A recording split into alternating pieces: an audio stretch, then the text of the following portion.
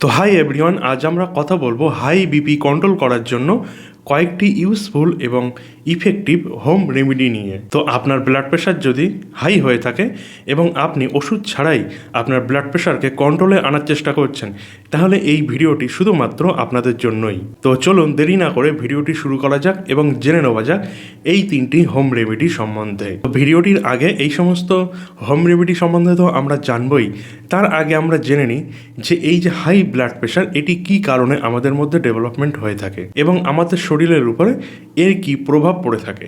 তো high blood pressure মানে simply আমাদের যে শিরাগুলি আছে এই শিরার মধ্যে দিয়ে এই যে রক্ত চলাচল করছে, যখন এই বিপি ইনক্রিজ হবে মানে আপনার যখন হাই ব্লাড প্রেশার হবে, তখন কিন্তু এই রক্তচাপ সরাসরি কিন্তু আপনার এই ওয়ালের ওপর দেবে, মানে এই যে ভেসেলগুলি আছে রক্ত চলাচল করার, এই ভেসেলের ওপর কিন্তু সরাসরি দিয়ে থাকবে।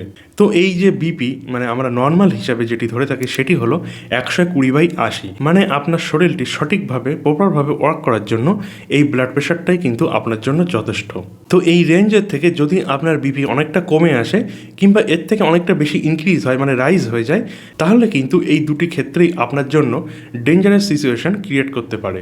কারণ আপনার যদি ব্লাড প্রেশার এর অনেকটা নিচে নেমে আসে মানে নর্মাল রেঞ্জের অনেকটা নিচে নেমে আসে, তাহলে কী হবে, আপনার যে শরীরের যেসব অর্গানগুলি সেই সমস্ত অর্গানগুলি পরিচালনা করার জন্য যে ব্লাডের প্রয়োজন হয় মানে যে রক্তের প্রয়োজন হয়, সেই সমস্ত অর্গানগুলি কিন্তু সঠিক ব্লাড ফ্লো পাবে না এবং যার ফলে কিন্তু সেই সমস্ত অর্গানগুলি প্রপারভাবে ওয়ার্ক করতে পারবে না। এবং এর ঠিক উল্টোটা, যদি আপনার এই সমস্ত অর্গানগুলি হাই ব্লাড ফ্লো পেয়ে থাকে, সেক্ষেত্রে কিন্তু আপনার শরীরের মধ্যে বিভিন্ন রকম প্রবলেম ক্রিয়েট হতে পারে। তো এবার হয়তো কোশ্চেন থাকতে পারে যে আমাদের এই যে ব্লাড প্রেশার সেটি কেনই বা ইনক্রিজ হচ্ছে। তো দেখুন বন্ধুরা, আমাদের ব্লাড প্রেশার কিন্তু নর্মালভাবে কিন্তু ইনক্রিজ কোনোভাবেই হয় না। এই ব্লাড প্রেশার হাই হয়ে যাওয়ার মধ্যে কিন্তু অনেক রকম ফ্যাক্টর এর মধ্যে ইনভলভ থাকে। তো এক্ষেত্রে যদি আপনার খাওয়া দাওয়া কিংবা শরীরচর্চা যদি ঠিক না হয়ে থাকে, মানে এক কথায় আপনি যদি আপনার খাবারের মধ্যে বেশি পরিমাণে জাঙ্ক ফুড খেয়ে থাকেন কিংবা যদি আপনি হাই সল্ট ইনটেক করেন মানে বেশি পরিমাণে লবণ কিংবা তেলে ভাজা যদি আপনি বেশি পরিমাণে নিতে থাকেন, এর পাশাপাশি ঘি কিংবা চর্বি জাতীয় খাবার যদি আপনি বেশি পরিমাণে খেতে থাকেন, এর পাশাপাশি যদি আপনার স্ট্রেস থাকে আপনার মধ্যে, মানে আপনার মধ্যে সবসময় দুশ্চিন্তা ঘোরাঘুরি করছে, রাত্রে পর্যাপ্ত পরিমাণে ঘুমও আপনার হচ্ছে না, মানে আপনার রাত্রে ঠিকঠাকভাবে ঘুমাতে পারছেন না আপনি, মানে সারাদিনের মধ্যে যে 24 ঘন্টার মধ্যে আপনার 7 থেকে 8 ঘন্টা যে ঘুমানোর নিয়ম ন্যাচারালি সেটিও আপনি পূরণ করতে পারছেন না, এর পাশাপাশি আপনি যে এক্সারসাইজ সেগুলি আপনি ঠিকঠাকভাবে করেন না, তাহলে কিন্তু আপনার যে ব্লাড প্রেশার সেটি কিন্তু আস্তে আস্তে ইনক্রিজ হতেই পারে। এর পাশাপাশি দ্বিতীয় যে কমন কারণটি আমাদের ইন্ডিয়ার মধ্যে আমরা বেশি দেখতে পাই সেটি হলো জেনেটিক্যাল ফ্যাক্টর। মানে ধরুন আপনার নর্মাল আপনি সব কিছুই ঠিকঠাক আছে, কিন্তু আপনার ফ্যামিলিগত হাই বিপি সমস্যা আছে, মানে আপনার বাবা কিংবা মায়ের এই ফ্যামিলিগত সমস্যা আছে। সেক্ষেত্রে যদি আপনি 30 বছর কিংবা 35 বছরের উপরে যদি আপনার এজ থেকে থাকে, সেক্ষেত্রে কিন্তু এই হাই বিপি হওয়ার যে চান্স সেটি কিন্তু আপনার মধ্যে অনেকটাই ইউজুয়ালি বেশি একজন নর্মাল পার্সনের তুলনায়। তো চলুন এবার আমরা জেনে নিই যে এই হাই বিপির ফলে আমাদের শরীরের মধ্যে কী ধরনের ইম্প্যাক্ট পড়তে পারে, মানে কী ধরনের সমস্যা আমাদের শরীরের মধ্যে তৈরি হতে পারে। তো কন্টিনিউয়াসলি যদি আপনার হাই বিপি থেকে থাকে, সেক্ষেত্রে আপনার যে হার্ট এবং আপনার যে সমস্ত শিরা উপশিরা হার্টের, তার উপরে কিন্তু একটি হেভি পরিমাণে ওয়ার্কলোড এসে থাকে। এর পাশাপাশি আপনার যে শিরা উপশিরাগুলি আছে যেগুলির মধ্যে দিয়ে এই ব্লাডটি সাপ্লাই হচ্ছে, সেই সমস্ত শিরার মধ্যে কিন্তু হেভি পরিমাণে প্রেশার তৈরি হয়ে থাকে। এর পাশাপাশি আপনার যে শিরা উপশিরাগুলি আছে যেগুলির মধ্যে দিয়ে এই রক্ত চলাচল করছে, তার ওয়ালে কিন্তু একটি এই রক্তটি হেভি পরিমাণে চাপের সৃষ্টি করতে পারে, যার ফলে আপনার সেই সমস্ত জায়গায় কিন্তু ইনফ্লামেশন তৈরি হয়, ক্যালসিয়াম ট্রাইগ্লিসারাইড কোলেস্ট্রল এর মধ্যে কিন্তু এখানে আটকে গিয়ে থাকে এবং যার ফলেই কিন্তু ওভারঅল আপনার এই শিরার মধ্যে কিন্তু ব্লকেজ তৈরি হওয়ার সম্ভাবনা খুব বেশি পরিমাণে বেড়ে যেতে পারে। এবং এর জন্যই কিন্তু অনেক সময় আমরা দেখেছি বিভিন্ন পেশেন্টের হার্ট অ্যাটাক কিংবা স্ট্রোকের মতো সমস্যা তারা ফেস করে থাকে জীবনের একটি সময়। তো এরকমভাবে যদি কন্টিনিউয়াসলি আপনার মধ্যে হাই বিপির সমস্যা থেকে থাকে, সেক্ষেত্রে আপনার হার্টের যে পাম্পিং চেম্বার সেটিও কিন্তু ড্যামেজ হয়ে যেতে পারে। এর পাশাপাশি আপনার যে কিডনি, এই হাই বিপির কারণে কিন্তু কিডনিও ড্যামেজ হতে শুরু করতে পারে। এর পাশাপাশি সিরিয়াস কন্ডিশনে আপনার চোখের যে রশ্মি মানে আপনার যে ভিশন পাওয়ার সেটিও কিন্তু ড্যামেজ হতে পারে। সেই জন্য যদি কোনো মানুষের মধ্যে এই ধরনের সমস্যা থেকে থাকে, তাহলে কিন্তু তার সঠিক ট্রিটমেন্ট নিয়ে সময় থাকতে থাকতেই কিন্তু তার অতি অবশ্যই এই ব্লাড প্রেশারকে কন্ট্রোলে আনা উচিত। এবার হয়তো কোশ্চেন থাকতে পারে যে এই ব্লাড প্রেশার নিয়ে এত রকম তো আমরা বললাম, তো এই ব্লাড প্রেশারকে আপনি কিভাবে নর্মালাইজ করবেন। তো আপনার যে সিস্টোলিক সিস্টোলিক প্রেশার মানে আপনার যে উপরের প্রেশার সেটি যদি 120 থেকে 139-এর মধ্যে থেকে থাকে, এর পাশাপাশি আপনার যে ডায়াস্টলিক প্রেশার মানে আপনার যে নিচের প্রেশার সেটি যদি 80 থেকে 89-এর মধ্যে থেকে থাকে, তো এক্ষেত্রে কিন্তু আপনি প্রি হাইপারটেনসিভ স্টেজে আছেন। এক্ষেত্রে কিন্তু আপনার কোনো রকমের মেডিসিন কিংবা ওষুধ নেবার কোনো রকমের প্রয়োজন নেই। এই ক্ষেত্রে আপনার হেলদি লাইফ স্টাইল যদি আপনি মেনটেন করতে পারেন, মানে যদি আপনি এক্সারসাইজ কিংবা আপনার খাওয়া দাওয়া একটু আধটু চেঞ্জ করতে পারেন নিয়ম মাফিক, সেক্ষেত্রে কিন্তু আপনার এটিকে রিকভার করা পুরোপুরিভাবেই সম্ভব। অপর সাইডে যদি আপনার ব্লাড প্রেশার 140/90 আছে, মানে সিস্টোলিক 140 এবং ডায়াস্টোলিক যদি 90 থাকে, 90 থাকে, সেক্ষেত্রে কিন্তু অতি অবশ্যই এটিকে আপনার খুব তাড়াতাড়ি নর্মাল আনার প্রয়োজন। মানে এরকম পজিশনে যদি আপনার থেকে থাকে, সেক্ষেত্রে কিন্তু আপনার অতি অবশ্যই ডাক্তারবাবুর সাথে পরামর্শ করা প্রয়োজন। তো সেক্ষেত্রে কিন্তু আপনার বিভিন্ন মেডিসিন পাওয়া যায়, যেরকম অ্যামলোডিপিন, অ্যাটিনোনল কিংবা টেলমাস্টাটিন, এরকম এই গ্রুপের কিন্তু আরও অনেক রকমের মেডিসিন কিন্তু আপনি বাজারে পেয়ে যাবেন, যেটি কিন্তু আপনার ব্লাড প্রেশারকে ডিক্রিজ করতে সাহায্য করবে। এবং অপরদিকে যদি আপনি এটিকে ন্যাচারালভাবে কমাতে চান, সেক্ষেত্রে আপনার অশ্বগন্ধা কিংবা অর্জুনের যে ছাল সেটি, এর পাশাপাশি সর্পগন্ধা, এরকম ধরনের বিভিন্ন যেসব জড়িবুটিগুলি পাওয়া যায় সেগুলো যদি আপনি সঠিকভাবে ব্যবহার করতে পারেন, সেক্ষেত্রেও কিন্তু আপনি ন্যাচারাল উপায়ে ব্লাড প্রেশারকে ডিক্রিজ করতে পারেন। তো এক্ষেত্রে অ্যালোপ্যাথিক মেডিসিন কিন্তু আপনার খুব তাড়াতাড়ি এর যে কাজ সেটি কিন্তু দেখাবে, কিন্তু এর কিন্তু কিছু রকমের সাইড ইফেক্ট আছে।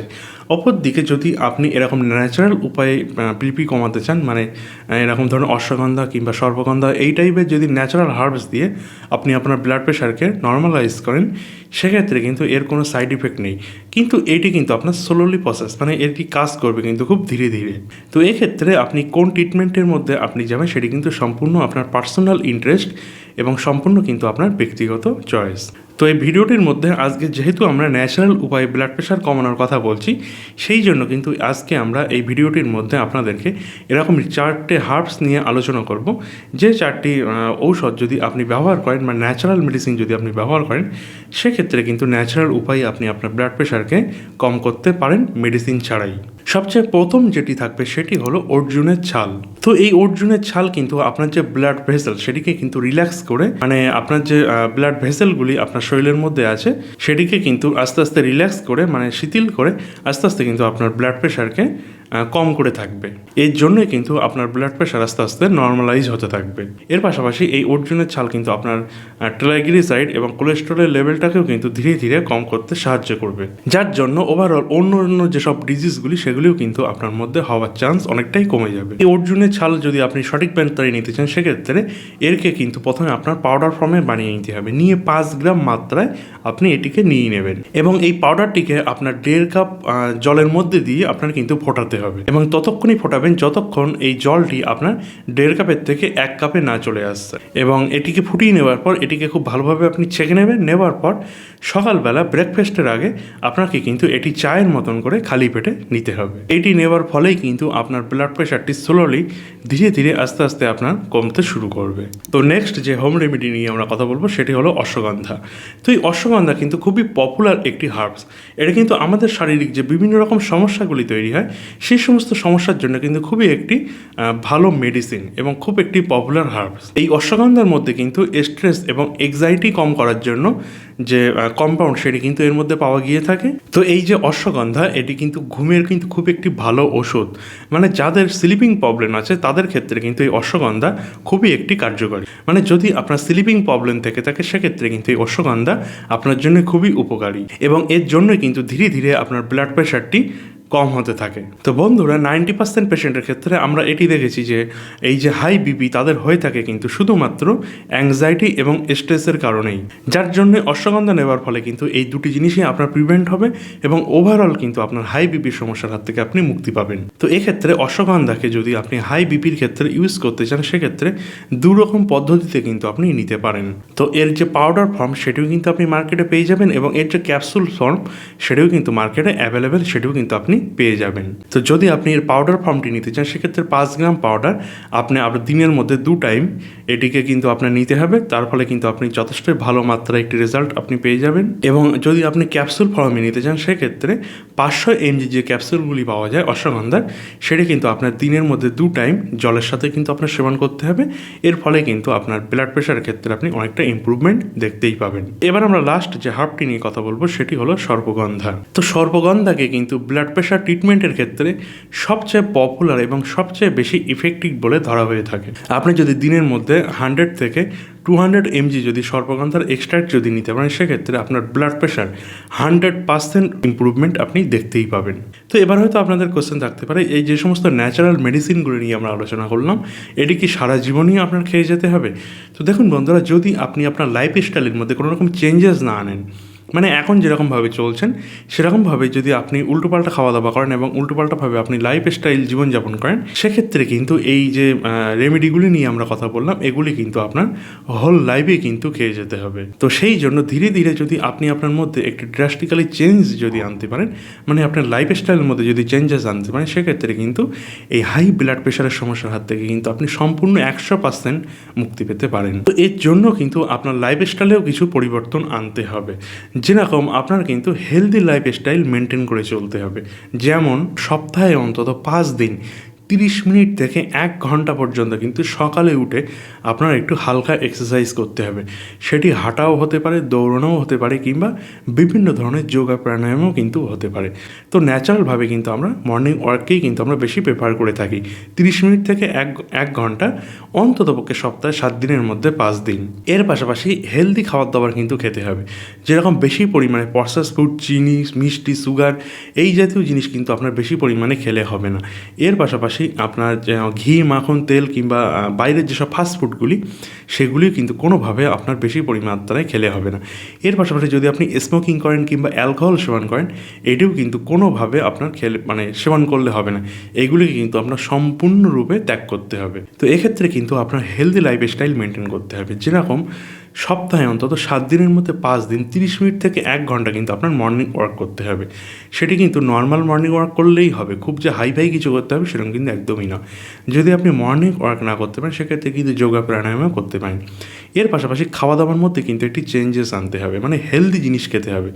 এর পাশাপাশি আনহেলদি জিনিস যেরকম প্রসেসিং ফুড কিংবা প্যাকেট জাতীয় খাবার, চিপস কিংবা ভাজাভুজি এই জাতীয় খাবার কিন্তু সম্পূর্ণরূপে আপনাকে অ্যাভয়েড করে চলতে হবে। এর পাশাপাশি হাই সুইটস এবং হাই সল্ট এটিকেও কিন্তু আপনাকে অ্যাভয়েড করতে হবে। এর পাশাপাশি যদি আপনি তামাক খান, মানে যদি আপনি সিগারেট, বিড়ি এই ধরনের যদি কোনো জিনিসপত্র আপনি খেয়ে থাকেন, পাশাপাশি আপনি অ্যালকোহল নিয়ে থাকেন, সেগুলিকেও কিন্তু আপনার সম্পূর্ণরূপে ত্যাগ করে দিতে হবে। এর পাশাপাশি দিনের মধ্যে অন্তত 7 থেকে 8 ঘন্টা খুব সুন্দর একটি ঘুমেরও কিন্তু আপনার প্রয়োজন আছে। যদি আপনি এই সমস্ত জিনিসগুলি প্রপারভাবে ওয়েলভাবে মেনটেন করতে পারেন, সেক্ষেত্রে কিন্তু আমরা গ্যারান্টি দিচ্ছি আপনার 100% আপনি ব্লাড প্রেশারের হাত থেকে কিন্তু আপনি মুক্তি পেয়ে যাবেন। এক্ষেত্রে যদি আপনার খুব বেশি মাত্রা হাই বিপি থেকে থাকে, সেক্ষেত্রে হয়তো আপনি মেডিসিন অলরেডি চালাচ্ছেন। তো আপনি মেডিসিন তো চালাচ্ছেন ঠিক আছে, কিন্তু তার পাশাপাশি আমরা যে সমস্ত জিনিসগুলি ভিডিওর মধ্যে বললাম, এগুলোই যদি আপনি ফলো করেন, সেক্ষেত্রে হয়তো কোনো না কোনো দিন আপনি দেখতে পাবেন আস্তে আস্তে আপনার বিপি ডিক্রিজ হচ্ছে এবং এক সময় দেখবেন আপনার সম্পূর্ণরূপে এই মেডিসিনের হাত থেকে কিন্তু আপনি মুক্তি পেয়ে যাবেন। এক্ষেত্রে একটি কথা মনে রাখবেন, এই ব্লাড প্রেশারের মেডিসিন কিন্তু আপনার ইচ্ছে মতন আপনি কখনোই বন্ধ করবেন না। ডাক্তারের উপর পরামর্শ মতন এবং ধীরে ধীরে কিন্তু এই ব্লাড প্রেশারের মেডিসিন আপনাকে বন্ধ করতে হবে। এর পাশাপাশি এর যে সমস্ত পরীক্ষা নিরীক্ষাগুলি আছে, সেগুলিও কিন্তু আপনার করতে হবে। আপনি যদি হঠাৎ করে ব্লাড প্রেশারের মেডিসিন যদি স্টপ করে দেন, সেক্ষেত্রে হঠাৎ করে রিবাউন্ড হাইপারটেনশন, মানে হঠাৎ করে কিন্তু ব্লাড প্রেশার বেড়ে যাবার যে চান্স, সেটি কিন্তু অনেকটাই বেশি মাত্রায় থাকবে এবং এর ফলে কিন্তু আপনার শরীরে বিভিন্ন রকম ড্যামেজও কিন্তু হতে পারে। সেই জন্য আপনি আপনার ইচ্ছা মতন ব্লাড প্রেশার ওষুধ কিন্তু কখনোই বন্ধ করবেন না। আস্তে আস্তে ধীরে ধীরে ডাক্তারবাবুর পরামর্শ মতনই কিন্তু আপনি বন্ধ করবেন। তো আশা করব আমাদের এই ভিডিওটি আপনাদের অতি অবশ্যই পছন্দ হয়েছে। যদি আপনি এই জাতীয় সমস্যায় ফেস করছেন, তাহলে অতি অবশ্যই আমাদের কমেন্ট সেকশনে জানাতে ভুলবেন না এবং ভিডিওটি কেমন লেগেছে অতি অবশ্যই জানাতে ভুলবেন না। এবং যদি আপনার ফ্যামিলির কারোর এই ধরনের সমস্যা থেকে থাকে, তাহলে অতি অবশ্যই তার সাথে ভিডিওটি শেয়ার করতে ভুলবেন না। ভালো থাকবেন, সুস্থ থাকবেন। ভিডিওটি দেখার জন্য ধন্যবাদ।